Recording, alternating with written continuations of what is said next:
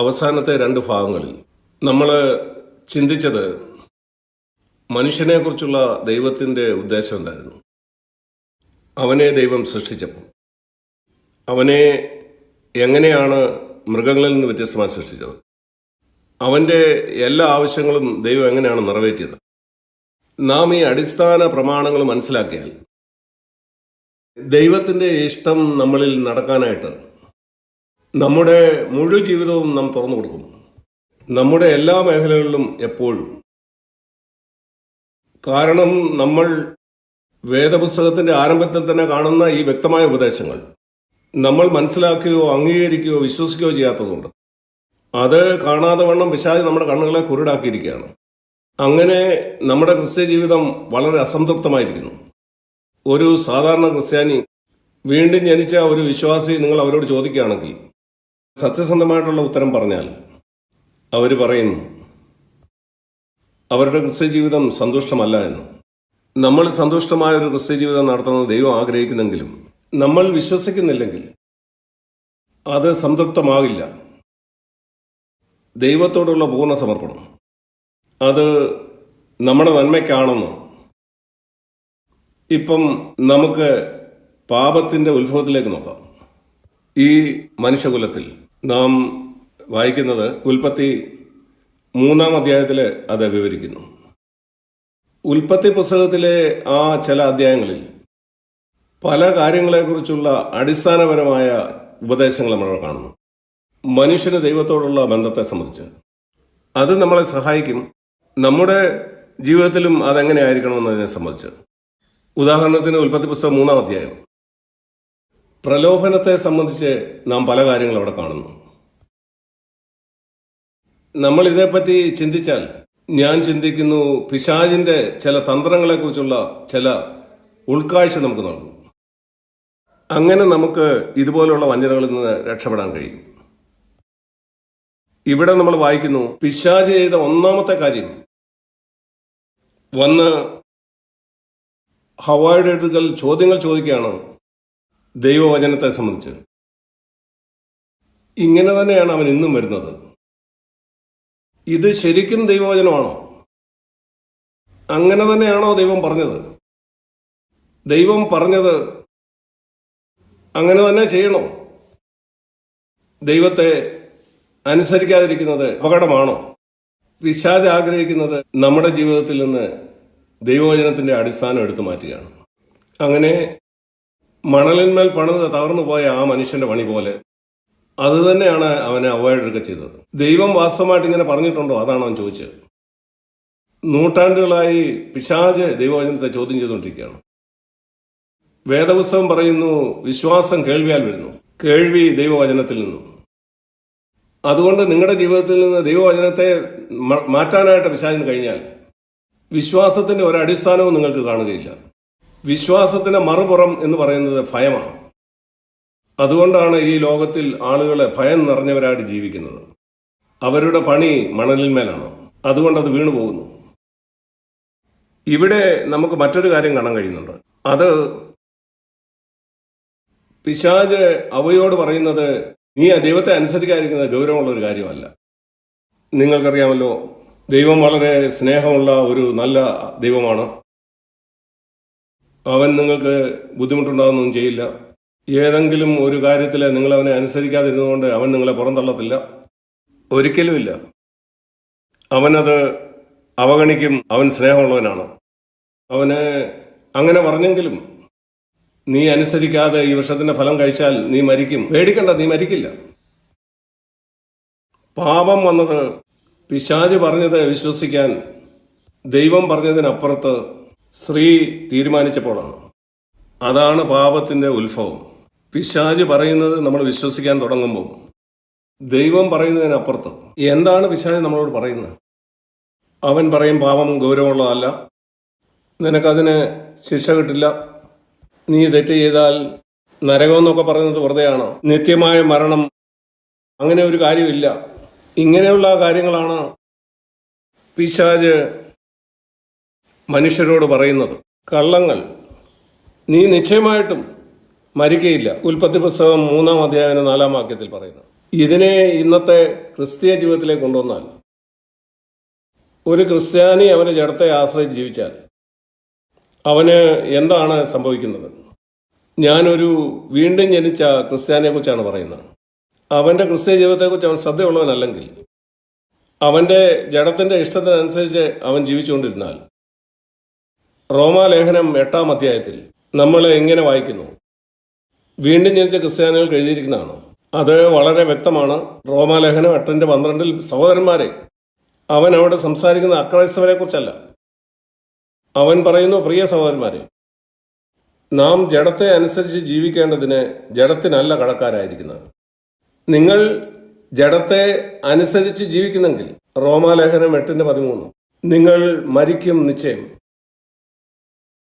എന്നാൽ ആത്മാവിനാൽ ജഡത്തെ മരിപ്പിക്കുന്നുവെങ്കിൽ ശരീരത്തിൻ്റെ പ്രവൃത്തികളെ എങ്കിൽ ജീവിക്കും.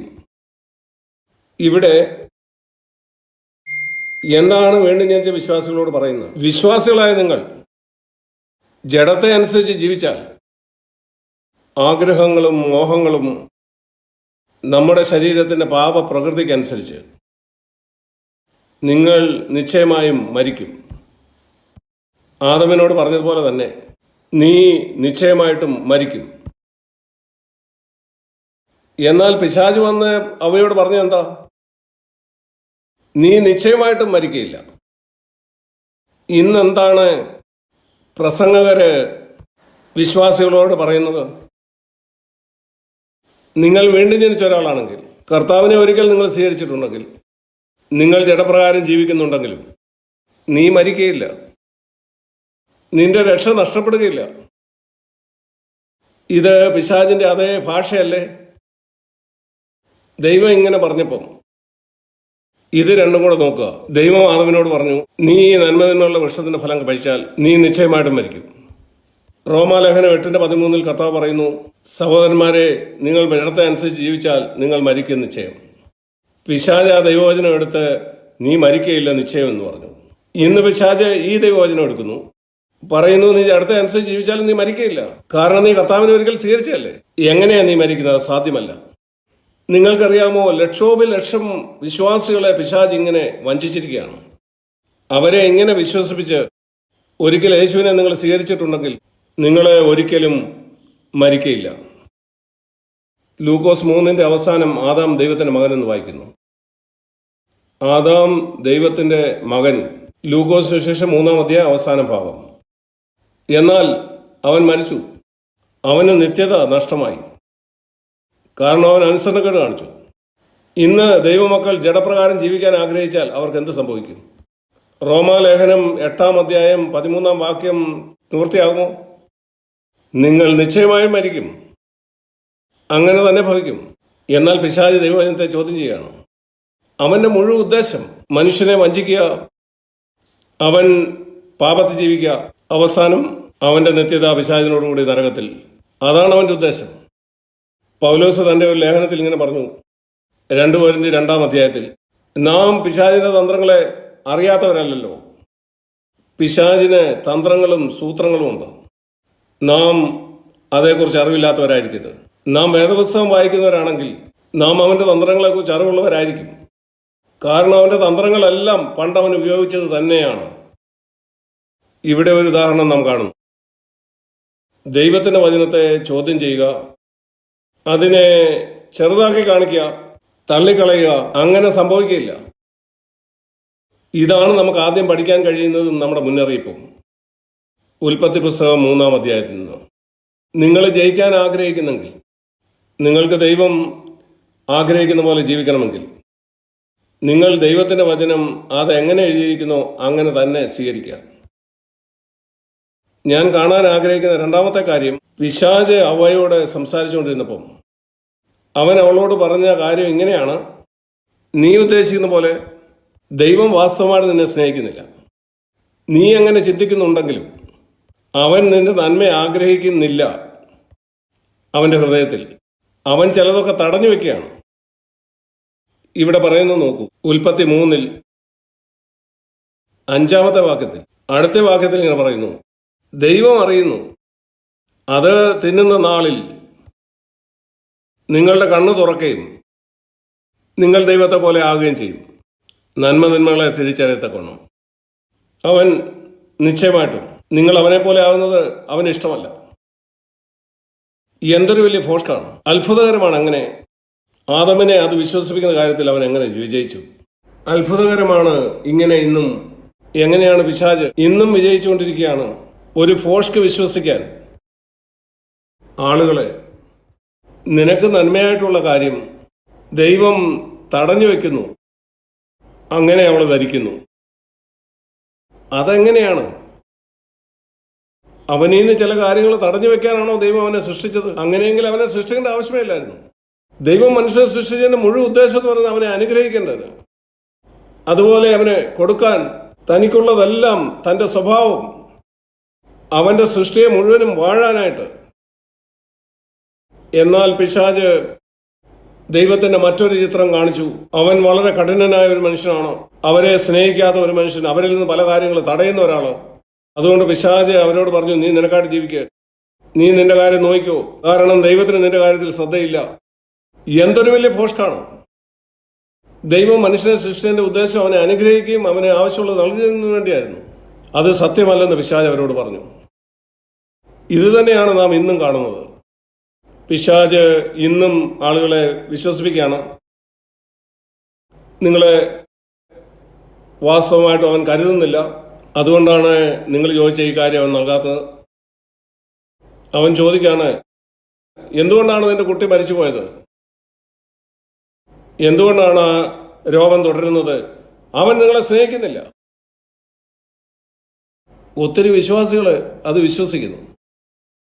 അവരത് വിശ്വസിക്കുമ്പം അവരെ അത് എങ്ങോട്ടാണ് നടത്തുന്നറിയാമോ? നിരാശ, മടുപ്പ്, ദൈവത്തോട് രോഷം, അതവരെ ലോകത്തിലേക്ക് നടത്തും. അതുപോലെ പല കാര്യങ്ങളും.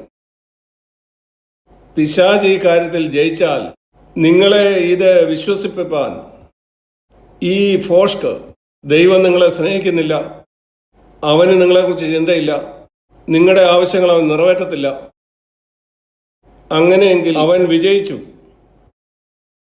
നിങ്ങളെ പാപം ചെയ്യിപ്പിക്കാനുള്ള ആദ്യ ചുവട്, പരാജയ ജീവിതത്തിലേക്കുള്ള ആദ്യത്തെ ചുവട്, ദൈവം എന്നെ സ്നേഹിക്കുന്നില്ല എന്നുള്ള വിശ്വാസം.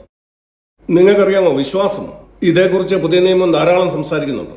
വിശ്വാസം എന്നത് ദൈവം എന്നെ സ്നേഹിക്കുന്നു വിശ്വസിക്കുന്നതാണ്. നാം വീഴാതിരിക്കുന്നതിനേക്കാൾ അത് പ്രധാനപ്പെട്ടതാണ്.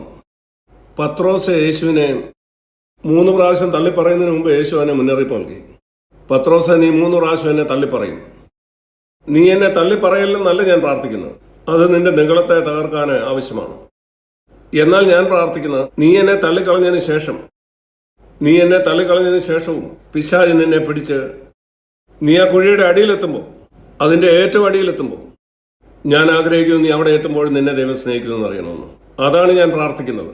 നിന്റെ വിശ്വാസം നഷ്ടപ്പെട്ടു പോകാതിരിക്കാൻ കർത്താവിനോട് പറഞ്ഞ് നിന്റെ വിശ്വാസം നഷ്ടപ്പെട്ടു പോകാതിരിക്കണം എന്ന് പറയുമ്പം അതിന്റെ അർത്ഥം, നീ നിന്റെ പരാജയത്തിന്റെ അടിയിലെത്തുമ്പോൾ ഇത് നീ അറിയണമെന്ന് ഞാൻ ആഗ്രഹിക്കുന്നു, നിന്നെ ദൈവം സ്നേഹിക്കുന്നു, അവൻ ഇപ്പോഴും നിന്നെ സ്നേഹിക്കുന്നു.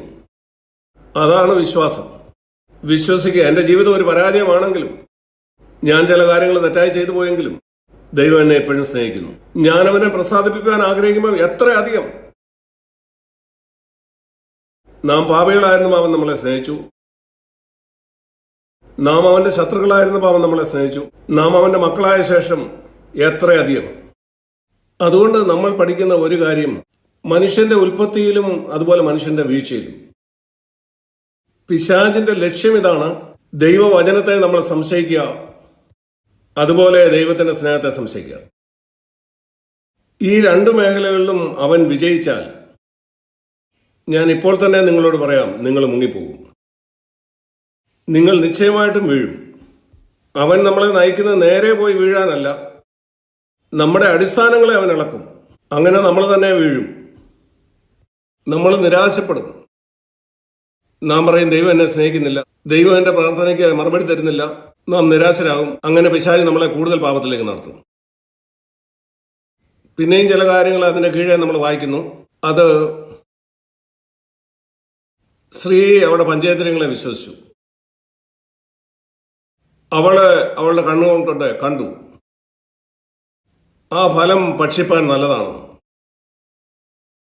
ഈ ഭാഗത്ത് നിന്ന് നമുക്ക് പഠിപ്പാനുള്ള മറ്റൊരു കാര്യം, നമുക്ക് നമ്മുടെ പഞ്ചേന്ദ്രിയങ്ങളെ വിശ്വസിക്കാൻ കഴിയില്ല. നിങ്ങൾ നിങ്ങളുടെ പഞ്ചേന്ദ്രിയങ്ങളെ വിശ്വസിച്ചാൽ നിങ്ങൾ നശിച്ചു പോകും. നിങ്ങളുടെ ഇന്ദ്രിയങ്ങളെ വിശ്വസിക്കരുത്. ഉദാഹരണത്തിന്, നിങ്ങളുടെ ഇന്ദ്രിയങ്ങളെ നിങ്ങൾ വിശ്വസിച്ചാൽ നിങ്ങൾ ചിന്തിക്കും സൂര്യൻ ഭൂമിക്ക് ചുറ്റും കറങ്ങുകയാണെന്ന്. എല്ലാ ദിവസവും നിങ്ങൾ കാണുന്നു സൂര്യൻ ഉദിക്കുന്നു, ആകാശത്തൂടെ കറങ്ങുന്നു, പടിഞ്ഞാറ് അസ്തമിക്കുന്നു. നിങ്ങൾ നിങ്ങളുടെ ഇന്ദ്രിയങ്ങളെ വിശ്വസിച്ചാൽ നിങ്ങൾ പറയും സൂര്യൻ ചലിച്ചുകൊണ്ടിരിക്കുന്നു. അത് ചലിക്കുന്നില്ല, അങ്ങനെ തോന്നുന്നതാണ്. അത് ഭൂമി അതിന്റെ അച്ചുതണ്ടിൽ കറങ്ങുന്നതാണ്. അത് നിങ്ങൾക്ക് ഈ തോന്നലുണ്ടാക്കുന്നു, നിശ്ചലമായി നിൽക്കുന്ന സൂര്യൻ കറങ്ങുന്നത് പോലെ. ദൈവം അത് അങ്ങനെ വെച്ചിരിക്കുന്നത് എല്ലാ ദിവസവും നമ്മളെ പഠിപ്പിക്കാൻ. നിങ്ങളുടെ ഇന്ദ്രിയങ്ങളെ വിശ്വസിക്കരുത്, നിങ്ങൾ കാണുന്നതിനെ വിശ്വസിക്കരുത്. ജിയോഗ്രഫിയിൽ നിന്ന് നമ്മൾ പഠിച്ചിട്ടുണ്ട്, ഈ ഭൂമി അതിന്റെ സ്വന്തം അച്ചുതണ്ടിലെ കറങ്ങുകയാണ്. അതിന്റെ മധ്യരേഖയിലെ ഏതാണ്ട് 1000 കിലോമീറ്റർ സ്പീഡിൽ അത് കറങ്ങിക്കൊണ്ടിരിക്കുകയാണ്. എന്നാൽ നമ്മൾ ഈ ഭൂമിയിലേക്ക് നോക്കുമ്പോൾ അത് കറങ്ങുന്ന പോലെ നമുക്ക് തോന്നുന്നില്ല. ഈ ഭൂമി അനങ്ങാതെ നിശ്ചലമായി നിൽക്കുന്നത് നമുക്ക് തോന്നുന്നു. എങ്കിലും കാലിനടിയിലുള്ള ഈ ഭൂമി അത് കറങ്ങിക്കൊണ്ടിരിക്കുകയാണ്. ഏതാണ്ട് 1000 കിലോമീറ്റർ 1000 മൈല് 1600 കിലോമീറ്റർ ഒരു മണിക്കൂറിൽ. അത്ര വേഗത്തിലാണ് ഈ ഭൂമി കറങ്ങിക്കൊണ്ടിരിക്കുന്നത്. എങ്കിലും നിങ്ങൾക്കത് മനസ്സിലാകുന്നില്ല. നിങ്ങൾക്ക് നിങ്ങളുടെ ഇന്ദ്രിയങ്ങളെ വിശ്വസിക്കാൻ കഴിയില്ല. ഇതിൽ നിന്ന് നമുക്ക് ലഭിക്കുന്ന സന്ദേശം അതാണ്. നിങ്ങൾ നിങ്ങളുടെ ഇന്ദ്രിയങ്ങളെ വിശ്വസിച്ച് പോയാൽ നിങ്ങൾ ചതിക്കപ്പെടും. സ്ത്രീ കണ്ടു, അവളവിടെ ഇന്ദ്രിയങ്ങൾക്കനുസരിച്ച് പോയി. ഇത് നല്ലതായിട്ട് എനിക്ക് തോന്നുന്നു. അത് നിനക്ക് നല്ലതല്ല. നോക്കൂ, ഇന്ന് ആളുകളെ മദ്യവും സിഗരറ്റും മയക്കുമരുന്നുകളും എടുക്കുന്നവര്, അവരതിലേക്ക് നോക്കുന്നു, അവർക്ക് തോന്നുന്നു ഇത് നല്ലതാണെന്ന്. അതെനിക്ക് ഉന്മാദം തരുന്നു, അത് നിന്റെ ശരീരത്തെ നശിപ്പിക്കും. നാം ഇവിടെ കാണുന്ന മറ്റൊരു കാര്യം അതാണ്. അങ്ങനെ മനുഷ്യൻ ഇങ്ങനെ വീണപ്പം ആദാമിൽ നിന്നും ഹവ്വായിൽ നിന്നും ദൈവം എന്താ പ്രതീക്ഷിച്ചത്? അവനെ വിശ്വസിക്കുക. ഞാൻ നിന്നെ സ്നേഹിക്കുന്നെന്ന് വിശ്വസിക്കുക. ഒരു പക്ഷെങ്കിൽ നിനക്കറിയില്ലായിരിക്കാം എന്തുകൊണ്ടാണ് ഞാനത് തടഞ്ഞതെന്ന്, ആ വൃക്ഷത്തിന്റെ ഫലം തിന്നുന്നതിൽ നിന്ന്. ആദമിനോടും അവയോടും ദൈവം അതിന്റെ കാരണം പറഞ്ഞില്ല എന്നുള്ളത് രസകരമല്ലേ? നിങ്ങൾ അനുസരിക്കുന്നത് അതിന്റെ കാരണം അറിഞ്ഞ ശേഷമാണെങ്കിൽ എന്തുകൊണ്ട് അനുസരിക്കണമെന്ന്, അതൊരു വിശ്വാസത്തിന്റെ അനുസരണമല്ല. അനുസരണത്തിന്റെ ഉയർന്ന നിലവാരം അത് വിശ്വാസത്താലുള്ള അനുസരണമാണ്. അതാണ് പൂർണ്ണ ആത്മീയ വളർച്ചയിലേക്കുള്ള മാർഗം. നിങ്ങൾ ദൈവത്തെ അനുസരിക്കുന്നത് നിങ്ങൾക്കറിയാം അതിന്റെ കാരണം. അത് നല്ലതാണ്, നിങ്ങൾ ദൈവത്തെ അനുസരിച്ചു. എന്നാൽ അതല്ല നല്ല കാരണം. റോമാലേഖനം 1-ാം അധ്യായത്തിലും 16-ാം അധ്യായത്തിലും ഈ പ്രയോഗം വിശ്വാസത്തിന്റെ അനുസരണം. അതെന്താണ്?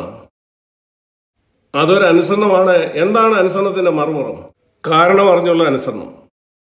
കാരണം എനിക്കറിയാം ഞാൻ എന്തുകൊണ്ട് അങ്ങനെ ചെയ്യണം, അതുകൊണ്ട് ഞാനത് ചെയ്യുന്നു. നിങ്ങൾക്കതിന്റെ കാരണം അറിയില്ലെങ്കിലോ? അത് അനുസരണത്തിന്റെ ഉന്നത നിലവാരമാണ്. എന്നാൽ ദൈവം ആദാമിന് കൽപ്പന കൊടുത്തപ്പം ഈ വൃക്ഷത്തിന്റെ ഫലം കഴിക്കരുതെന്ന് പറഞ്ഞപ്പം അവൻ ഒരു കാരണവും പറഞ്ഞില്ല. ദൈവം അത് പറഞ്ഞില്ല. ദൈവത്തിന് പറയാൻ കഴിയുമായിരുന്നു ഈ 25 കാരണങ്ങൾ കൊണ്ടാണതെന്ന്. അവൻ പറഞ്ഞു തിന്നരുത്. ഞാൻ പറയുന്നു നീ തിന്നരുത്, തിന്നാൽ നീ മരിക്കും. എന്നാൽ അവൻ അതിനൊരു കാരണം പറഞ്ഞില്ല. എന്നാൽ ഇന്ന് ദൈവം നമുക്ക് പരിശുദ്ധാത്മാവിനെ തന്നിട്ടുള്ളതുകൊണ്ട് നമുക്ക് കാരണം അറിയാം. ഈ 2 വൃക്ഷങ്ങളും തമ്മിലുള്ള വ്യത്യാസം, നന്മതിന്മകളുടെ വൃക്ഷവും മറ്റേ സൈഡിൽ ജീവന്റെ വൃക്ഷവും, ഇവ തമ്മിലുള്ള പ്രധാന വ്യത്യാസം അതിലൊന്ന്, ആദാമിന് തിരഞ്ഞെടുക്കാം തന്നിൽ തന്നെ കേന്ദ്രീകൃതമായ ഒരു ജീവിതം. അതിനർത്ഥം എനിക്ക് എന്താണ് നന്മയെന്ന് അറിയണമെങ്കിൽ എന്താണ് തിന്മ, എനിക്ക് ദൈവത്തിങ്കിലേക്ക് പോകണ്ട, എനിക്ക് തന്നെ അറിയാതെ എനിക്ക് എൻ്റെ കാരണങ്ങൾ കൊണ്ട് തീരുമാനിക്കാം എന്താണ് നന്മ എന്താണ് തിന്മ. അതാണ് മരണത്തിന്റെ വഴി. എന്നാൽ അടുത്ത വൃക്ഷം അത് ജീവന്റെ വൃക്ഷമാണ്. അത് ചൂണ്ടിക്കാണിക്കുന്നത് ദൈവത്തെയും അവന്റെ പരിശുദ്ധാത്മാവിനെയാണ്. ഞാൻ ആ വൃക്ഷത്തെ തെരഞ്ഞെടുത്താൽ ഞാൻ പറയുന്ന കർത്താവെ എനിക്ക് നിന്നുള്ള ആശ്രയത്തെ ജീവിക്കണം, എന്താണ് നന്മ എന്താണ് തിന്മ എന്നറിയേണ്ട എല്ലാ സമയത്തും ഞാൻ എൻ്റെ കാരണങ്ങളിലേക്ക് പോവുകയില്ല. ഞാൻ നിന്റെ അടുക്കൽ വന്ന് കർത്താവേ, ഞാൻ ഇങ്ങനെ ചെയ്യുന്നത് നല്ലതാണ്. ദൈവത്തിലുള്ള നിരന്തരമായിട്ടുള്ള ആശ്രയം ദൈവിക ജ്ഞാനത്തിനായിട്ടും ജീവിതത്തിനായിട്ടും എല്ലാ ദിവസവും എനിക്ക് ഒത്തിരി കൊല്ലത്തെ അനുഭവം കാണും. അതിലൊരു കാര്യമില്ല. വൃക്ഷത്തിലുള്ള ഒരു ശാഖയെക്കുറിച്ച് ചിന്തിക്കുക. അത് ആ വൃക്ഷത്തിൽ 50 കൊല്ലമായിട്ടുണ്ടാവാം. അത് ഫലം കായ്ക്കുന്ന അനുഭവം ഉണ്ടാവാം. എങ്കിലും അത് വസിക്കണം. ആ വൃക്ഷത്തിൽ ഇപ്പം ഫലം കായ്ക്കണമെങ്കിൽ. അതുകൊണ്ട് നിരന്തരമായിട്ടുള്ള ആശ്രയം. ആ പുതിയ കൊമ്പ് ആ മരത്തിൽ വസിക്കുന്നതിലെ ഫലം കൊടുക്കാൻ കഴിയുള്ളൂ. 25 കൊല്ലമായി അതേ കൊമ്പിൽ വസിച്ചുകൊണ്ട് ഫലം കൊടുക്കുന്ന ആ മറ്റേ കൊമ്പിനെ പോലെ ഒരു വ്യത്യാസമില്ല 50 കൊല്ലം കഴിഞ്ഞാലും. യേശു പറഞ്ഞു, എന്നെ പിരിഞ്ഞ് നിങ്ങൾക്ക് ഫലം കായ്ക്കാൻ കഴിയത്തില്ല, നിങ്ങൾക്കൊന്നും ചെയ്യാൻ കഴിയില്ല. അങ്ങനെ ജീവവൃക്ഷം കാണിക്കുന്നത് കർത്താവിലുള്ള പൂർണ്ണ ആശ്രയമാണ്. വിശ്വാസത്തിന്റെ അർത്ഥം അതാണ്. വിശ്വാസത്താൽ ജീവിക്കുക. കർത്താവെ, ഇത് നല്ലതാണോ പറഞ്ഞാലും അതോ തിന്മയോ? ഇത് അനുനിമിഷവും ദൈവത്തിൽ നിന്നുള്ള വെളിപാടാണ്. അവൻ എന്നെ തിന്മയെന്ന് കാണിക്കുന്ന കാര്യത്തിൽ നിന്നുള്ള വിടുതൽ. അങ്ങനെയാണ് യേശു ജീവിച്ചത്. അങ്ങനെയാണ് ഞാനും നിങ്ങളും ജീവിക്കണമെന്ന് ദൈവം ആഗ്രഹിക്കുന്നത്. ഞാൻ മുമ്പ് പറഞ്ഞതുപോലെ ആ നന്മകളുടെ വൃക്ഷത്തിന്റെ ഫലം അത് ഞാൻ ദൈവത്തോട് ചോദിക്കേണ്ട ആവശ്യമേ ഇല്ല. അങ്ങനെയാണ് ഈ ഭൂമിയിൽ ജീവിക്കുന്ന എല്ലാവരും ജീവിക്കുന്നത്. ഈ ലോകത്ത് ജീവിക്കുന്ന എല്ലാവരും ദുഷ്ടന്മാരാണോ? അല്ല. ഒത്തിരി ആളുകൾ പല നല്ല കാര്യങ്ങളും ചെയ്യുന്നവരാണ്. എന്നാൽ അവർ ദൈവത്തിൽ ആശ്രയിച്ച് ജീവിക്കുന്നവരല്ല. നല്ല കാര്യങ്ങൾ ചെയ്യാനല്ല അവൻ നമ്മളെ സൃഷ്ടിച്ചത്. അവൻ നമ്മളെ സൃഷ്ടിച്ചത് നാം അവനിൽ ആശ്രയിക്കാനാണ്. അവൻ പറയുന്ന ജീവവൃക്ഷത്തിലാണ് ഞാൻ ജീവിക്കണം, നന്മകളുടെ വൃക്ഷത്തിൽ നിന്നല്ല. എന്തുകൊണ്ടാണ് നിങ്ങളിൽ തന്നെ ആശ്രയിക്കുന്നത്? ഒരു മനുഷ്യന് തന്റെ വഴിയൊക്കെയും വെടിപ്പായി തോന്നുന്നു. സദൃശവാക്യങ്ങൾ 14ഉം 16ഉം. എന്നാൽ അതിന്റെ അന്തമോ നാശമാവുന്നു. സദൃശവാക്യം 3:5ഉം 6ഉം. പൂർണ്ണ ഹൃദയത്തോടെ യഹോവയിൽ ആശ്രയിക്കുക, നിന്റെ സ്വന്തം വിവേകത്തിൽ ഊന്നരുത്. നിന്റെ വിവേകത്തിൽ നിന്റെ എല്ലാ വഴികളിലും അവനെ തന്നെ നനച്ചുകൊള്ളുക, അവൻ നിന്റെ പാതയെ നേരെയാക്കും. നാം ഇവിടെ കാണുന്നു ആ വാക്യത്തിൽ വിശ്വാസത്തിന്റെ ശത്രു അത് നമ്മുടെ വിവേകമാണ്. ഞാൻ എൻ്റെ വിവേകത്തിൽ ഊന്നിയാൽ ഞാൻ നാശത്തിലേക്ക് പോകും. അതുകൊണ്ട് അവിടെ പറയുന്നു, യഹോവയിൽ ആശ്രയിക്കുക, നിന്റെ സ്വന്തം വിവേകത്തിൽ ഊന്നരുത്. സ്വന്തം വിവേകത്തിൽ ഊന്നുന്നത് നന്മയുള്ള വൃക്ഷത്തിന് ഫലം കഴിക്കുന്ന പോലെയാണ്. എൻ്റെ വിവേകം പറയുന്നു അത് നല്ലതെന്ന് ഞാനത് ചെയ്യുന്നു. എൻ്റെ വിവേകം പറയുന്നു ഇത് തിന്മയെന്ന് ഞാനത് ചെയ്യത്തില്ല. എനിക്ക് പ്രാർത്ഥിക്കേണ്ട ആവശ്യമില്ല. എനിക്ക് ദൈവത്തോടെ അഭിപ്രായം ചോദിക്കേണ്ട ആവശ്യമില്ല. നിങ്ങളുടെ ക്രിസ്തീയ ജീവിതം നിങ്ങൾക്ക് എന്താണ് നല്ലതെന്നുള്ള ദൈവഹിതം അന്വേഷിക്കുന്നില്ലെങ്കിൽ നിങ്ങൾ നിങ്ങളെ തന്നെ തിരഞ്ഞെടുക്കുന്നു. എന്താണ് നല്ലതെന്ന്? നിങ്ങൾ നന്മകളെ ആശ്രയിച്ച് ജീവിക്കുന്ന ആളാണ്. അതാണ് ആദാം തിരഞ്ഞെടുത്തത്. നമുക്ക് എല്ലാവർക്കും ഈ ഇൻഫെക്ഷൻ കിട്ടിയിട്ടുണ്ട്. ഞാൻ ഈ വാക്യങ്ങൾ വിവരിച്ച് പറഞ്ഞത് നിങ്ങളെ കാണിക്കാൻ വേണ്ടിയാണ്. എങ്ങനെയാണ് പാവം മനുഷ്യരാശി വന്നത്? ഇങ്ങനെയാണ് അത് വന്നത്. അത് നമ്മുടെ സ്വന്തം വിവേകം കൊണ്ടാണ്. നമ്മൾ തന്നെ തീരുമാനിക്കുന്നു എന്താണ് നമുക്ക് നല്ലതെന്ന്. എന്നാൽ എന്താണ് വിശ്വാസത്തിന്റെ അനുസരണം?